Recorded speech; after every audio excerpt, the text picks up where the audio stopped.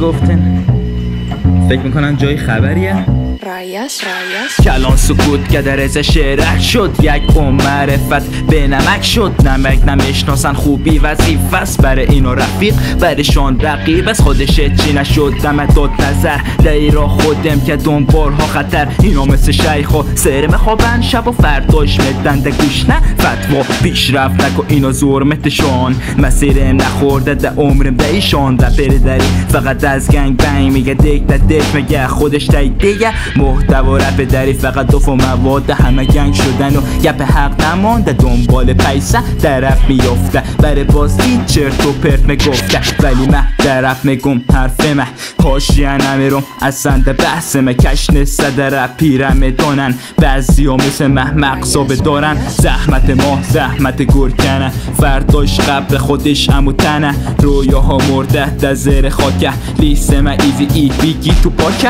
تو را جان گفتیم بان جان جور شدی، تو را جان گفتیم بان جان جور شدی.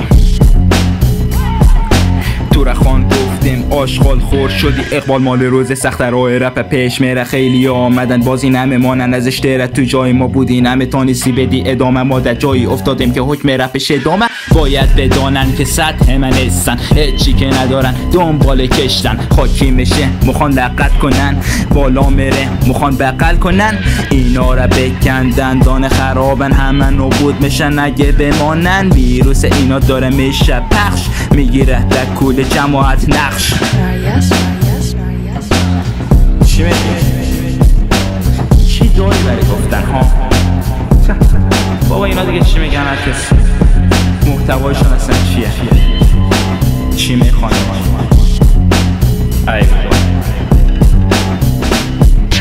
چی کپ بزنم وقتی به فای دست گندگی ده وجودشان خانه است در زکی. یاد گرفتی گرد باشی هنرمند میشی، دنبال هواشی سازاد و ممره. پای رپ بدانم ولی باز دارم عشق من میخونم. خیلی کارهای ما را نگفتیم، ده کس گولش تنهایی گرفتیم. ده دست در زکی خور روح پیر داشتیم که بار فقط برای مرگ برداشتیم. رپ برای من مثل شمشیر خداست، رپ از هزاران موضوع جداست. هیچ میشه سهم عمر که گذشت زحمت، پاداش میرسد او که بالاست به همت. گفته بودم در رپ دریمتن و جانشان، جان میره زیر خاک من مادرایشم. تو را جان گفتیم بان جان جور شدی، تو را جان گفتیم بان جان جور شدی.